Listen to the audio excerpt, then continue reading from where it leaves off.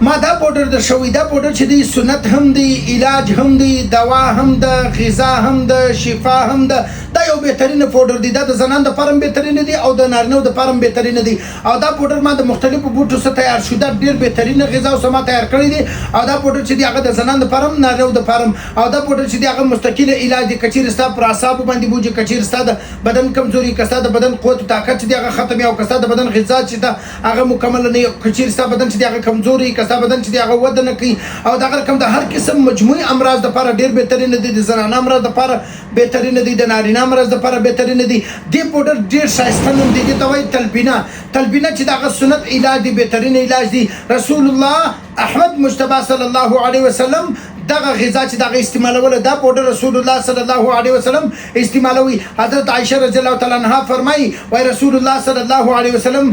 تلبینه چې دا هغه ډیر استعمالول او د خاص غذا او غذا ول دا تلبینه چې دا او تلبینه چې دا خو فرض کې ملاويږي مګر دا تلبینه چې دا سپر تلبینه ده دا بهترینه تلبینه ده او دا تلبینه چې دا د قیمتي جړی بوټي څخه تیار شوه تلبینه ده او کچيري توای چې زخو په